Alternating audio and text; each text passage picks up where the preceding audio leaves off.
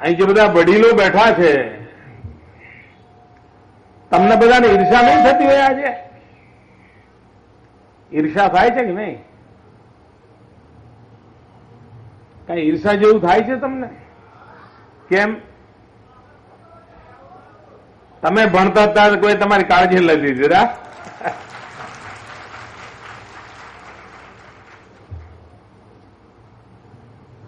તમે જયારે નિશાળમાં ગયા હશો, તમને યાદ છે ભાઈ પહેલો દિવસ નિશાળનો તમારો કેવો હતો? યાદ છે કોઈને?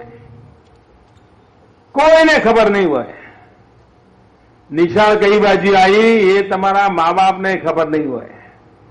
મોહલ્લામાં એકાદ માણસ જતો હશે તો તમારા મા બાપે કહ્યું લો આને લેતા જાઓ ને, જો ને ફાવે લેતા જાઓ. એકાદ માં ઉત્સાહી હશે તો જરા તિલક બિલક કર્યું હશે અને ગોળનો ઢેફું મોંમાં મૂક્યું હશે. બાકી ખબર સુદ્ધા નહીં હોય કે પહેલો દિવસ નિશાળમાં કેવો હતો. કુટુંબના લોકોએ પણ બાળક નિશાળે ગયું હોય અને કાળજી લીધી હોય એવા બહુ ગણ્યા ગાંઠા કુટુંબ હોય.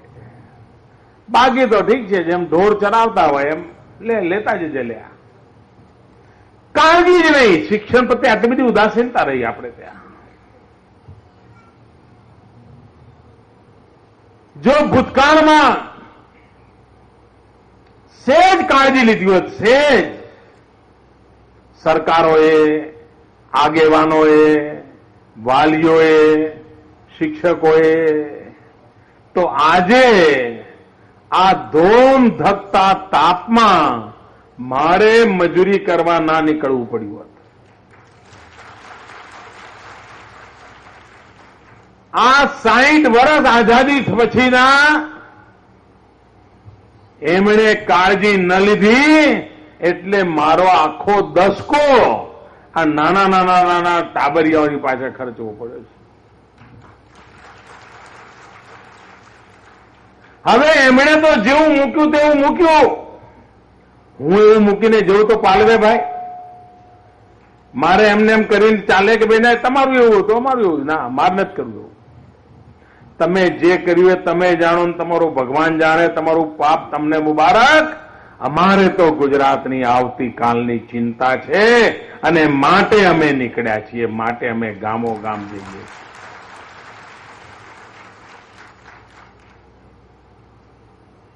મિત્રો, મારે મન એક બાળકને નિશાળ લઈ જવું એ જીવનનો એક અદકેરો લાવો છે. મુખ્યમંત્રી તરીકે સોગંદવિધિનો અવસર એના કરતા મારે મન આ બાળકનો શાળાએ જવાનો અવસર મોટો અવસર છે.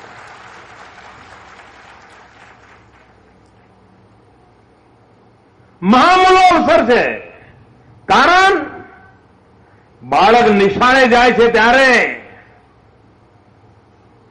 એક નવી જિંદગીનો આરંભ થતો હોય છે. અને એ નવી જિંદગી ગુજરાતની આવતીકાલ બનતી હોય છે. કોઈ પણ સમાજ જો શિક્ષણ અને સંસ્કાર માટે ઉદાસીન હોય તો એ સમાજનું કોઈ ભવિષ્ય નથી હોતું. એનો વિનાશ નિશ્ચિત હોય છે. એ જ સમાજ બચી શકતા હોય છે જે સમાજમાં શિક્ષણ અને સંસ્કારને પ્રાથમિકતા હોય છે. આપણી આ સરકારે શિક્ષણ અને સંસ્કારને પ્રાથમિકતા આપી છે.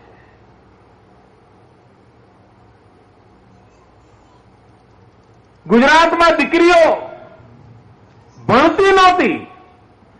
100 માંથી માંડ 40 દીકરીઓ નિશાળ જાય. 100 માંથી 40. 60 દીકરીઓ તો એવી હોય કે જન્મીને, પરણીને, મોટી થઈને ગુજરી ગઈ હોય પણ નિશાળ ન જોયું હોય. કેટલાક કુટુંબ એવા હોય કે જેમાં ચાર પેઢી રહેતી હોય, પણ 4 પેઢીમાંથી એક પણ પેઢીએ નિશાળનો દરવાજો ન જોયો હોય.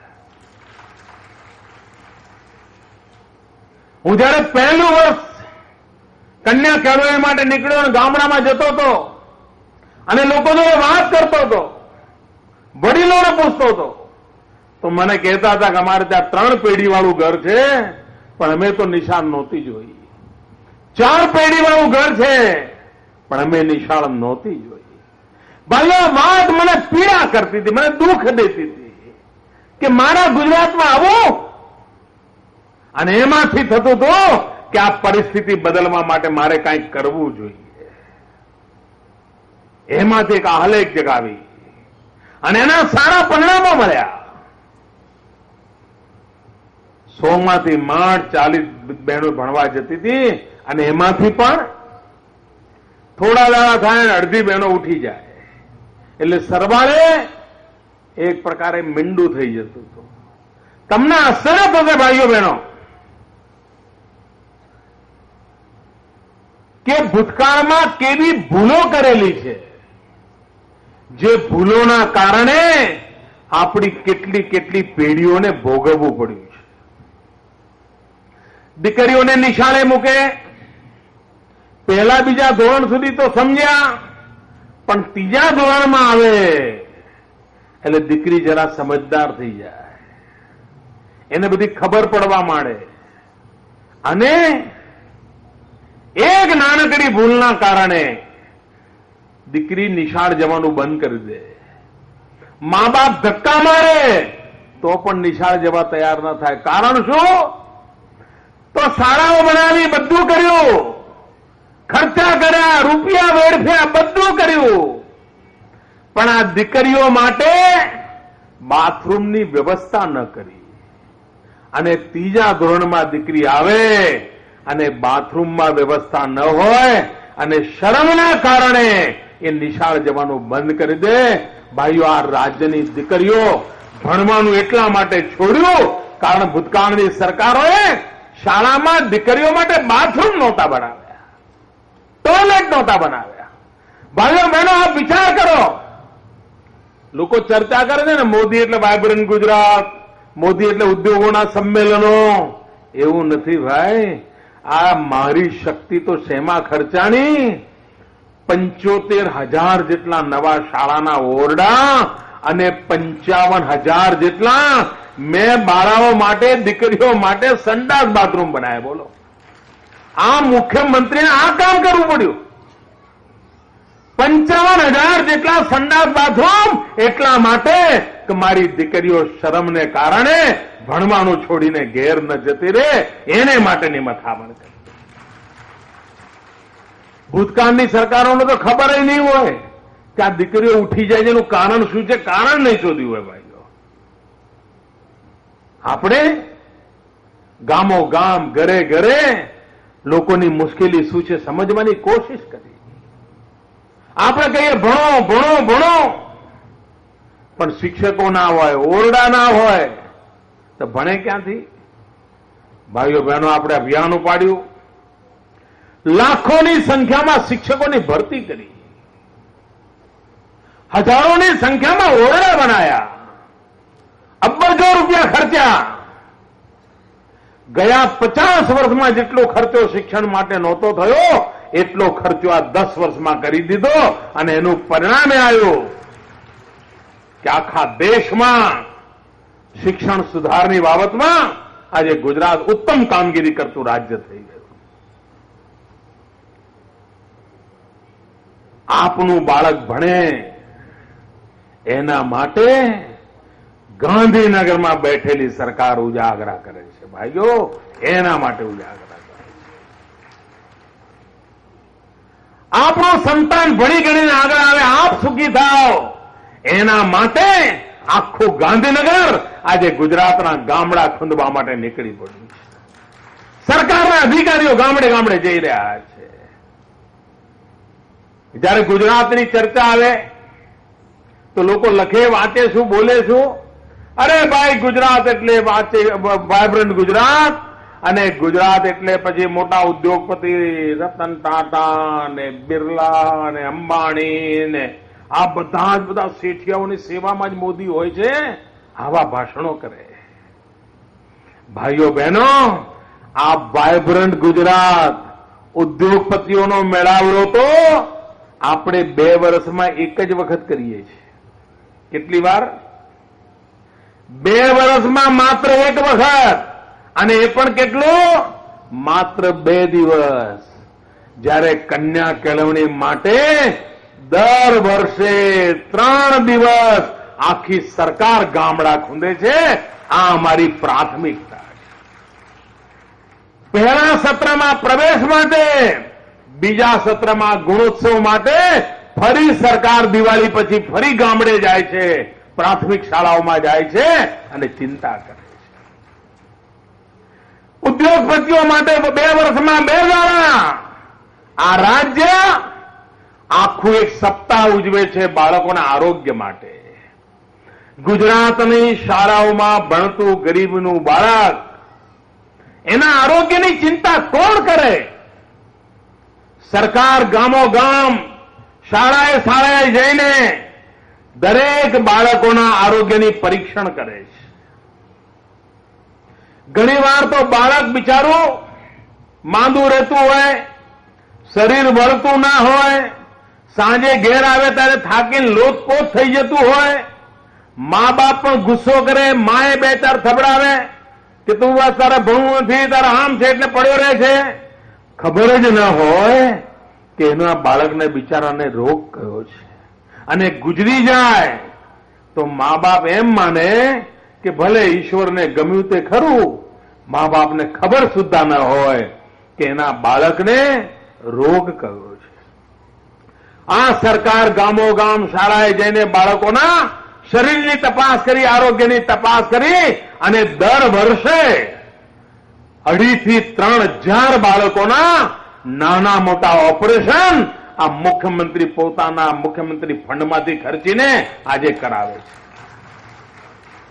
એક ઓપરેશન પાછળ 10-10 લાખ રૂપિયાનો ખર્ચો કરવો પડે છે. કોઈને હૃદયની બીમારી હોય, કોઈને કિડનીની બીમારી હોય, ગંભીર પ્રકારના રોગો હોય, આ રાજ્ય નાના ભૂલકાઓને ગામડેથી અમદાવાદ લઈ જાય, અમદાવાદમાં ન થાય તો બેંગ્લોર મોકલે, બેંગ્લોરમાં ન થાય તો ચેન્નઈ મોકલે, પણ આ ગરીબનું બાળક સાજુ સમ થાય એના માટે સરકાર તિજોરી ખુલ્લી મૂકી દે છે. કેમ? અમને આ બાળકોની આવતીકાલની ચિંતા છે, માટે અમે આ મથામણ કરીએ છીએ. આપણા બાળકનું આરોગ્ય સારું રહે, એના શરીરમાં હિમોગ્લોબિન હોય, તમારું બાળક ઉંમર પ્રમાણેનું વજન સરખું હોય, એના માટે એને ઉત્તમ પ્રકારનો આહાર મળે, ફોર્ટિફાઈડ આટો મળે, એને પ્રોટીન માટે સોયાબીન મળે, એના માટેની મથામણ સરકાર કરે છે. આપના બાળકને ભણવા માટે પુસ્તકો સરકાર આપે, આપના બાળકને ભણવા જાય તો સાયકલ આપે સરકાર, આપના બાળક ભણવા જાય એના માટે ફી ભરે, આ બધું કરે સરકાર. અને છતાંય જો ન ભણીએ, છતાંય જો બાળકોને ન ભણાવીએ તો આપણું ઘડપણ કેવું જશે, આપણી આવતીકાલ કેવી જશે? અને સરકાર જયારે આટલું કરતી હોય ત્યારે આપ જરા હાથ લંબાવો, આપ જરા ચિંતા કરો. અહીંયા બેઠેલા હું મા બાપને પૂછ્યું કે દીકરો શું ભણે છે? માંડ 5 બાપ એવા નીકળશે કે જેને ખબર હશે કે એનું સંતાન 5મામાં ભણે છે કે 8મામાં ભણે છે કે 3જામાં ભણે છે. ખબર જ નહીં હોય. માતાઓને કદાચ ખબર હશે કે છોકરું શું ભણે છે, માં અભણ હશે તો એ ખબર હશે કે મારું બાળક 3જામાં ભણે છે કે 4થામાં ભણે છે. બાપને ખબર જ નહીં હોય. આવું ચાલે ભાઈ? આ સુધારવું છે કે નથી સુધારવું? અહીંયા તમને પૂછું કે તમારા બાળકો શિક્ષક કોણ છે, નામ ખબર છે? મોટા ભાગના એવા હશે એને ખબર નહીં હોય કે બાળકનો શિક્ષક કોણ છે, ખબર જ નહીં હોય. આપ વિચાર કરો, 12 મહિનામાં 200 દાડા તમારું બાળક જેના હાથમાં તમે મૂકો છો એનું નામ પણ તમને ખબર ના હોય તો તો તમારું બાળકનું શું થઈ રહ્યું છે એની ખબર તમને કેવી રીતે પડશે? અને તેથી ભાઈઓ બહેનો હું કહેવા આવ્યો છું કે આપણું એક સમગ્ર ત્યાં ગુજરાત એક પરિવાર છે. આપણે બધાએ મળીને સાથે આપણા બાળકોની આવતીકાલ સુધારવી છે. શિક્ષણમાં સુધારો કરવો છે. શિક્ષકોની ભણાવવાની પદ્ધતિમાં સુધારો કરવો છે.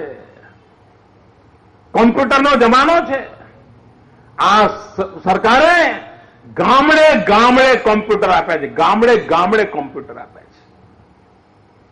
શાળાઓને કોમ્પ્યુટર એટલા માટે આપ્યા કે બાળકો આધુનિક દુનિયાની સાથે તાલ મિલાવતા થાય. ગામડા અને શહેર વચ્ચે ફરક ના રહે. જ્યોતિગ્રામ યોજના ચાલુ કરી. શહેરનું છોકરું ભણી શકે, ગામડાનું પણ ભણી શકે, એને માટેની વ્યવસ્થા કરી. ઘણીવાર લોકોને થાય કે આ જ્યોતિગ્રામ તો બહુ થઈ ગયું, જૂનું થઈ ગયું. ભાઈઓ બહેનો, એ દિવસો યાદ કરો જ્યારે હાંજે વાળું કરવું હોય ને તો વીજળી નહોતી આવતી. વાળું કરવું હોય તો વીજળી નહોતી આવતી. આજે વીજળીના અભાવે જવાન જોત છોકરાઓને સુરત કે મુંબઈ હીરા ઘસવા માટે મોકલવા પડતા હતા અને ઝૂંપડામાં બિચારા જિંદગી ગુજારતા હતા. એક એક રૂમમાં 15 છોકરાઓ રહીને પોતાની જિંદગી કાઢતા હતા. આજે જ્યોતિગ્રામના કારણે સુરતની ઘંટીઓ તમારા ગામમાં આવી ગઈ. છોકરો ઘેર પાછો આવ્યો, મા બાપની નજર નીચે કામ કરતો થયો, કુટુંબની ચિંતા કરતો થયો, વડીલોની ચિંતા કરતો થયો, ઢોર ઢાંકરની ચિંતા કરતો થયો, ખેતરની ચિંતા કરતો થયો અને નવરો પડે ત્યારે હીરા ઘસતો પણ થયો. કુટુંબ બચાવી લીધા ભાઈઓ, કુટુંબ બચાવી લીધા છે જ્યોતિગ્રામના કારણે. પણ એનો એક બીજો ફાયદો થયો છે. તમે ગયા 3 વર્ષથી જુઓ. પહેલા કેવું હતું કે 10મા ધોરણમાં અને 12મા ધોરણમાં નંબર કોના આવતા હતા? મોટા શહેરોની મોટી શાળાના છોકરાઓ નંબર લઈ આવતા હતા. કારણ એમને ભણવા માટેનો અવકાશ હતો, વીજળી હતી, પંખા હતા, કોમ્પ્યુટર હતું. ગયા 3 વર્ષથી તમે જુઓ, ગુજરાતની અંદર જે પહેલા 100 બાળકો હોય છે, ચાહે 10માના હોય કે 12માના હોય, એમાં વધુમાં વધુ સારા માર્ક લાવનાર બાળકો ગુજરાતના ગામડાની શાળાના હોય છે. કારણ જ્યોતિગ્રામને કારણે એની સુવિધા વધી. આપણે વિકાસ એવો કરી રહ્યા છીએ કે જેમાં ગુજરાતનો પાયો મજબૂત બની રહ્યો છે, નક્કર બની રહ્યો છે. એના કારણે પ્રગતિ થઈ રહી છે. એક આમૂલચૂલ પરિવર્તનનો પ્રયાસ આવ્યો છે. દરેક ગામમાં શિક્ષણ એક પ્રાથમિકતા હોવી જોઈએ. મારો તો મત છે, ગામના લોકોએ મોહલ્લાવાર નક્કી કરવું જોઈએ કે ભાઈ આજે આપણે શાળાની મુલાકાત લઈશું, આગેવાનોની કમિટીઓ બનવી જોઈએ, બાળકોને મળીશું, શિક્ષકને મળીશું, તકલીફ પૂછીશું, મદદરૂપ થઈશું. અહીંયા મેં જોયું કે ભાઈ એનાઉન્સર દીકરી કહેતી હતી કે અહીંયા તિથિ ભોજન માટે લોકો આગળ આવ્યા છે. 25 લોકો ફણગાવેલા મઠ આપવાના છે, 25 લોકો ફણગાવેલા મગ આપવાના છે, કોઈ કેળા આપવાના છે, કોઈ સફરજન આપવાના છે, કોઈ તિથિ ભોજન આપવાના છે. આનો લાભ શું ભાઈ? આ બધા માટે કે બહુ મોટા રૂપિયા નથી લાગતા ભાઈ, પણ સમાજની ભાગીદારી આવે ને એટલે તાકાત વધતી હોય છે ભાઈ. તમે કરોડાધિપતિ હો, કરોડાધિપતિ, ઘરમાં તમે રોજ 56 ભોગ જમી શકતા હો, રૂપિયાનો તોટો ના હોય, ઘરમાં 4 રસોઈયા હોય, આનંદ સુખ હોય, પણ તમારા કોઈક ઓળખીતાને ત્યાં ભોજન સમારંભ હોય અને તમને ન બોલાયા હોય તો? કોઈ દી ઘરમાં ખાવાની ખોટ ના હોય, પણ તમારા ઓળખીતા તમને ભૂલી ગયો હોય તો એ દાડે તમારી દશા કેવી હોય છે? કારણ મનુષ્યનો સ્વભાવ છે કે સમાજની અંદર બધા લોકો જયારે કાળજી લેતા હોય, સાચવતા હોય, એનો આનંદ અનેરો હોય છે. 56 ભોગ ઘેર જમે એવી તાકાત હોય, સોનાની થાળીમાં જમવાની તાકાત હોય, પણ જો કોક પડોશી બોલાવવાનું ભૂલી ગયો તો આપણી જિંદગી જાણે હણાઈ ગઈ એવું લાગતું હોય છે. એમ આ નાના નાના ભૂલકાઓને ગામનો આગેવાન જઈને કોકવાર એક કેળું ખાવા આપે ને, પેલા બાળકોની તાકાત કેટલી વધી જાય. કેળાથી નહીં, ગામનો આગેવાન આવીને મારા ખભે હાથ મૂકીને મને કેળું ખવડાવ્યું છે એટલાથી એનું વજન વધી જતું હોય છે. મારે આ સ્થિતિ પેદા કરવી છે. ગામ ગામના લોકો આવે, આગળ આવે. અનેક માતાઓને વિચાર આવે, ભાઈ હું રોજ 500 ગ્રામ મગ પલાળીને ફણગાવેલા કરીશ અને આ નિશાળમાં 40 બાળકો છે, રોજ ચપટી ચપટી એમને ઉભા રહીને ખવડાવી આવીશ. જેમ આપણે તો ચકલાને દાણ ચડાવતા હોઈએ છીએ, કીડીને આપણે કીડિયારું ભરતા હોઈએ છીએ, ઘરની ગામની અંદર મોહલ્લામાં કોઈ પણ હોયની ચિંતા કરતા હોઈએ છે, તો આ તો આપણા ગામના ભૂલકા છે ભાઈ, આપણા પોતાના સંતાન છે. એ લાલ ગુમ કેમ ના હોય, તાજા તમતા કેમ ના હોય, રૂષ્ટપુષ્ટ કેમ ના હોય, એમનું વજન કેમ સરસ મજાનું ના હોય, આ ચિંતા ગામ ન કરે તો કોણ કરે? સગર્ભા માતા હોય, એને જો પૂરતું પોષણ ન મળે તો એના પેટમાં રહેલું બાળક કાં તો અપંગ જન્મે કાં મંદ બુદ્ધિનું જન્મે. અને જ્યારે બાળક અપંગ કે મંદ બુદ્ધિનું હોય ત્યારે સમાજને કેટલી તકલીફ થતી હોય છે, કુટુંબને કેટલી તકલીફ થતી હોય છે. પણ જો માના પેટમાં બાળક હોય ત્યારે એ માની ખાવા પીવાની ચિંતા કરીએ અને પૂરતો આહાર આપીએ તો ક્યારે એના પેટમાંથી અપંગ બાળક પેદા ન થાય, વિકલાંગ બાળક પેદા ન થાય, સમાજ કોઈ વિકલાંગ ન બને, એની ચિંતા આપણે ઉપાડી છે. એમાં મને આપનો સાથ અને સહકાર જોઈએ છે. અને તેથી ભાઈઓ બહેનો, મારે એક સામાજિક આંદોલન રૂપે આ બધી ચીજો કરવી છે. અને એટલા માટે અમે ગામડા ખૂંદીએ છીએ. 40-45 ડિગ્રી આ ધોમ ધકતા તાપમાં આજે ગુજરાતના કોઈ પણ ગામડે જાઓ, સરકારનો કોઈ ને કોઈ મહત્વનો માણસ આજે ગયો છે. આ દેશમાં કોઈ આવું કામ નથી કર્યું ભાઈ. અને અમે આ કામ કરી રહ્યા છીએ આવતીકાલના ગુજરાતને માટે. આ ગુજરાત સુખી થાય, સમૃદ્ધ થાય, આપણું કુટુંબ સુખી થાય, સમૃદ્ધ થાય, એના માટે આ મથામણ આદરી છે. જાંબલા ગામના ભાઈઓ બહેનો, હવે ક્યારે પાછા વળીને જોતા નહીં. શિક્ષણ માટે આ ગામની અંદર પ્રાથમિકતા હોવી જોઈએ. શિક્ષણની ચિંતા આખું ગામ કરે, માત્ર માસ્તર નહીં, માત્ર સરકાર નહીં, આપણે બધા મળીને કરીએ. અને આ મંત્ર લઈને જઈશું તો આજે આ બાળકોની જિંદગીની શરૂઆત નવી છે એ લેખે લાગશે. જે ભૂલકાઓ આજે પ્રવેશ મેળવી રહ્યા છે એ ભૂલકાઓને મારા ખૂબ ખૂબ આશીર્વાદ આપું છું, ખૂબ ખૂબ શુભકામનાઓ પાઠવું છું. અને આખું શૈક્ષણિક પરિવાર ગુજરાતને શિક્ષિત કરે, ગુજરાતને વધુ તેજસ્વી બનાવે, એના માટે પુરુષાર્થ કરે, એ શુભકામનાઓ. જય જય ગરવી ગુજરાત.